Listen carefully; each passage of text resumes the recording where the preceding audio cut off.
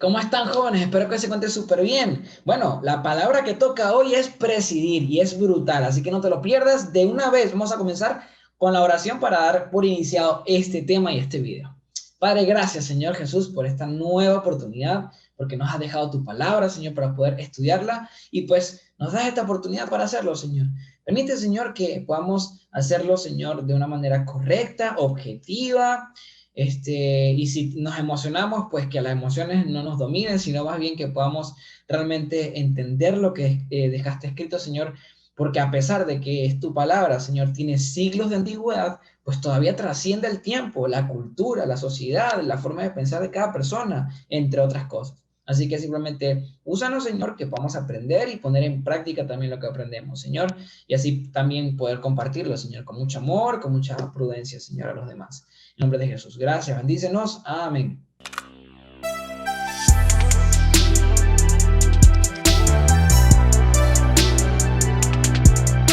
Presidir. En Romanos capítulo 12, versículo 8, que es el capítulo en realidad que estamos estudiando, una de las cosas que menciona este capítulo son características o dones que el Señor pues ha permitido que cada persona tenga, ¿no? El Señor ha bendecido a cada persona con ciertos talentos, ciertos dones, ¿no? Y uno de ellos lo menciona el versículo 8, que es el presidir. Dice el que preside que lo haga con solicitud.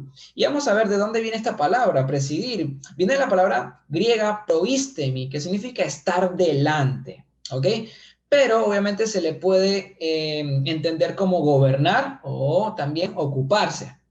La cosa es que esta palabra está acompañada de spoudé, que es una palabra griega que significa velocidad, rapidez, fervor, anhelo, prisa, prontamente, con solicitud o con diligencia. Entonces, el que gobierna, que lo haga con fervor, con rapidez, con velocidad, con anhelo, con diligencia, con solicitud.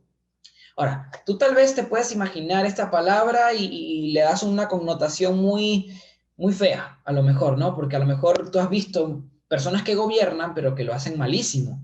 Y cuando tú leas en la Biblia de repente que tal persona tiene que gobernar bien su casa, a lo mejor tú te imaginas a alguien autoritario. Pero no necesariamente es así. No podemos definir una palabra antigua según nuestro contexto actual, sin tomar en cuenta lo que significaba en aquel momento.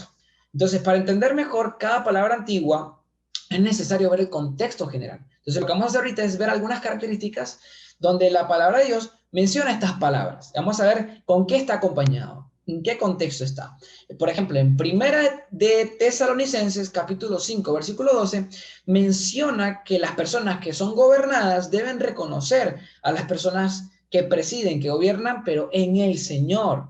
Es decir, el liderazgo de estas personas está influenciado por Dios mismo y por ende también su enseñanza. Es decir, cada persona que gobierna debe hacerlo en el Señor, guiado por las enseñanzas de Jesús, por las enseñanzas de Dios. Y tú sabes cómo es Dios. Bueno, lo hemos estudiado acá. Ahora, 1 Timoteo capítulo 3, versículo 4 al 5 menciona también las características de un obispo, por ejemplo, ¿no? Y una de las características es gobernar bien su casa y lo debe hacer sabiamente de manera que la respuesta ante su liderazgo sea con una honesta obediencia. Es decir, las personas que están siendo gobernadas por su liderazgo responden de forma honesta, positivamente. Además, Dios se preocupa tanto por eso. ¿Por qué? O sea, ¿por qué Dios se preocupa tanto porque el obispo sepa gobernar bien su casa? Bueno, porque el obispo tiene la responsabilidad de cuidar a la congregación. Así que una manera de hacerlo es empezar por cuidar su casa. Claro, él tendría moral, ¿cierto? Y tendría práctica además, experiencia. También ese mismo capítulo de 1 Timoteo, pero en el versículo 12, también los diáconos deben tener la misma característica. Eso es lo que menciona este pasaje, ya que tienen un liderazgo también en la congregación. Y esto incluye a mujeres y a varones, ¿ok? Este trabajo del diaconado lo pueden ejercer ambos sexos y ambos tienen que tener esta característica, gobernar bien su casa también.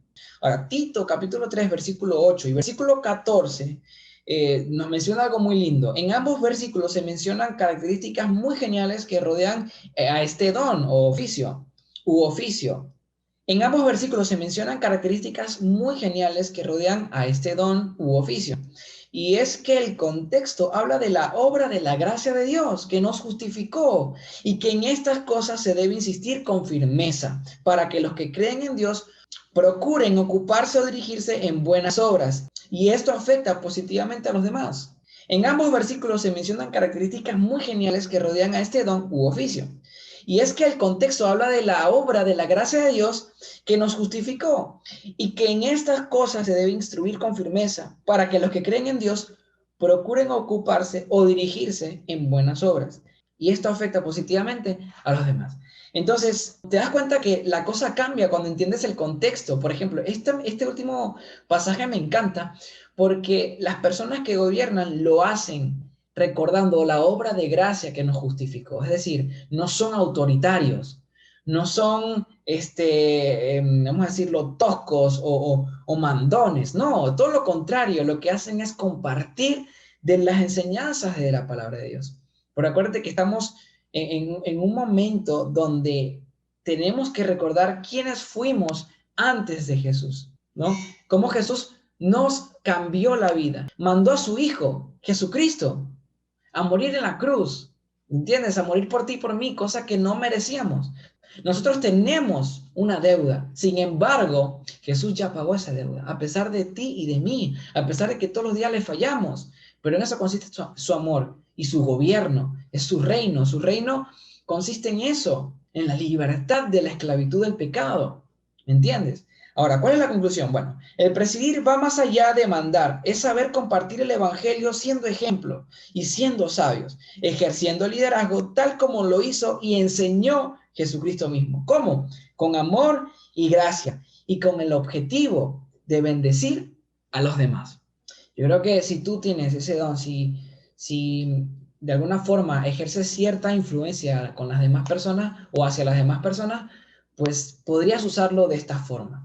Una forma sabia, amorosa, prudente, ¿ok? Siendo guiados por el mismo Dios. A través de su palabra, tenemos su palabra, ahí está la guía, ahí está todo.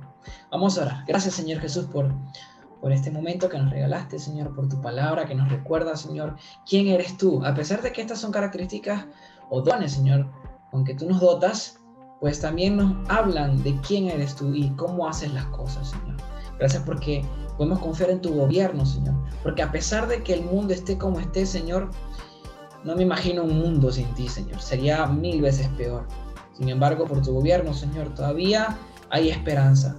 Porque sí, este mundo va a pasar, Señor, pero vas a gobernar pronto, Señor, de forma literal y eterna, Señor Jesús, sin tener la necesidad, Señor, de que el diablo se oponga, porque va a ser vencido de una vez por todas. Y gracias por esa promesa, porque tú lo venciste en la cruz, Señor.